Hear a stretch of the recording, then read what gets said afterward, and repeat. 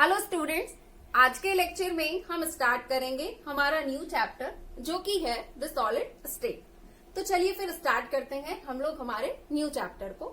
सबसे पहले मैं आपको ये बता देती हूँ कि इस चैप्टर का जो हमारा पहला टॉपिक है वो है general characteristics of solid state. तो सबसे पहले हम लोग सॉलिड स्टेट के कुछ जनरल कैरेक्टर्स को डिस्कस करेंगे, यानी कि सॉलिड स्टेट से रिलेटेड कुछ बेसिक पॉइंट्स को डिस्कस करेंगे।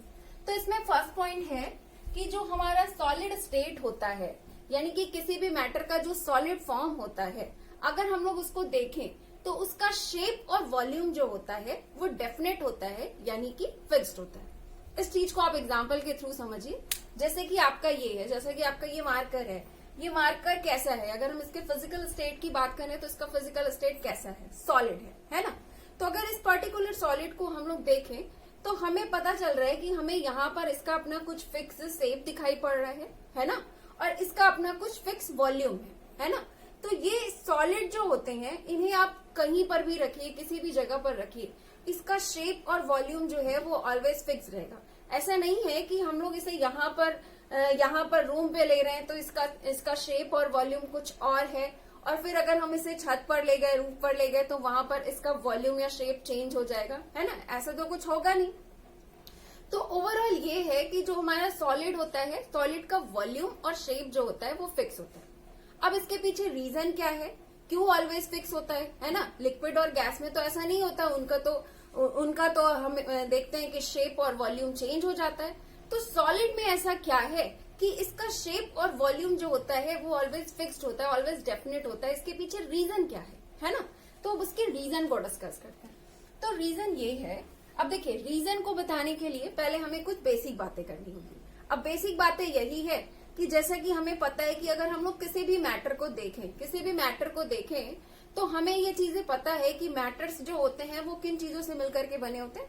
वो बहुत सारे स्मॉल पार्टिकल्स से मिलकर के बने होते हैं, है ना। बहुत सारे स्मॉल पार्टिकल्स से मिलकर के बने होते हैं, ठीक है। तो सॉलिड हो या लिक्विड हो या गैस हो, वो सारे क्या है, बहुत सारे स्मॉल पार्टिकल्स से मिलकर के बने हैं। तो अगर हम लोग पर्टिकुलरली सॉलिड के केस में देखें तो सॉलिड के केस में क्या होता है कि ये जो इनके कंस्टिट्यूएंट पार्टिकल्स होते हैं ना, वो सारे कंस्टिट्यूएंट पार्टिकल्स जो होते हैं वो बहुत ही ज्यादा क्लोजली पैक्ड होते हैं, ठीक है। सॉलिड फॉर्म में क्या होता है, सॉलिड फॉर्म में किसी भी मैटर के सॉलिड फॉर्म में जो उनका कंस्टिट्यूएंट पार्टिकल्स होता है वो बहुत ही ज्यादा क्या होता है, क्लोजली पैक्ड होता है, बहुत पास होता है। ये ऑलवेज क्या होते हैं, इनके जो कंस्टिट्यूएंट पार्टिकल्स जो होते हैं वो क्या होते हैं, ऑलवेज ये स्ट्रॉन्ग इंटरमॉलिकुलर फोर्स के थ्रू आपस में एकदम जुड़े रहते हैं, एकदम से सटे रहते हैं, ठीक है।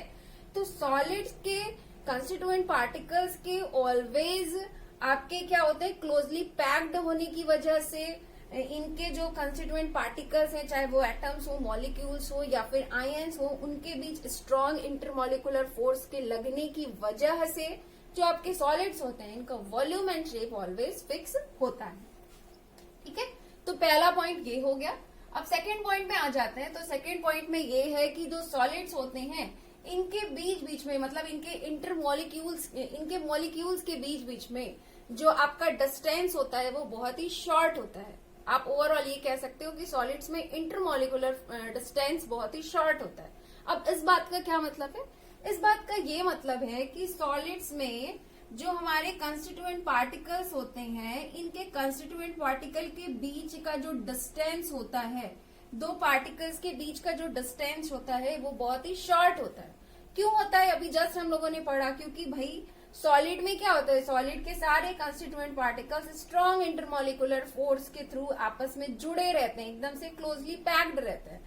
अब जब कंस्टिट्यूएंट पार्टिकल क्लोजली पैक्ड रहेंगे, स्ट्रॉन्ग इंटरमॉलिकुलर फोर्स के थ्रू आपस में जुड़े रहेंगे, तो ऑब्वियस सी बात है कि उसमें क्या होगा, इंटरमॉलिकुलर डिस्टेंस बहुत ही कम होगा, बहुत ही शॉर्ट होगा, है ना।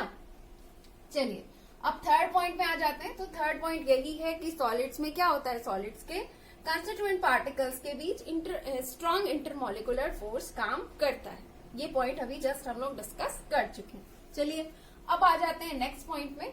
तो नेक्स्ट पॉइंट नंबर 4 में मैं आपको ये बताना चाहती हूँ कि जो हमारे सॉलिड्स के कंस्टिट्यूएंट पार्टिकल्स होते हैं ना, वो सिर्फ वन टाइप का मोशन शो कर पाते हैं, यानी कि सिर्फ और सिर्फ वाइब्रेशनल मोशन से शो कर पाते हैं।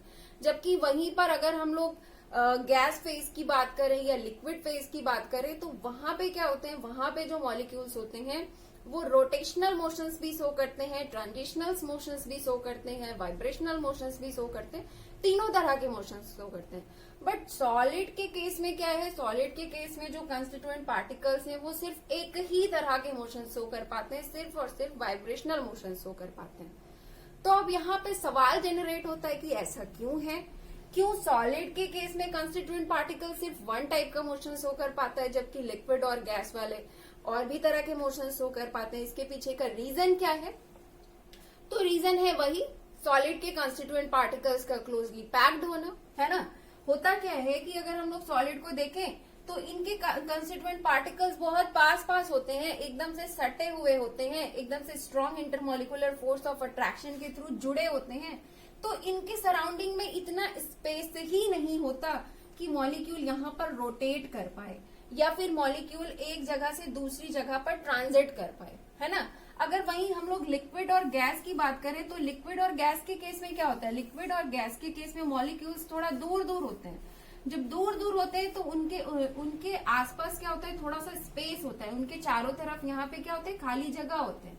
तो उनके चारों तरफ जगह है, खाली जगह है, उनके पास स्पेस है, तो इस वजह से वो इजिली रोटेट कर पाते हैं, तो रोटेशनल मोशंस भी शो कर पाते हैं, इजिली एक जगह से दूसरी जगह जा पाते हैं, थोड़ा यहाँ वहां जा पाते हैं, तो इस वजह से वो ट्रांजिशनल मोशंस भी शो कर पाते हैं। बट सॉलिड के केस में क्या है, सॉलिड के केस में तो ये है कि सारे कंस्टिट्यूएंट पार्टिकल्स एकदम से सटे हुए हैं, है ना, एकदम से क्लोजली पैक्ड है।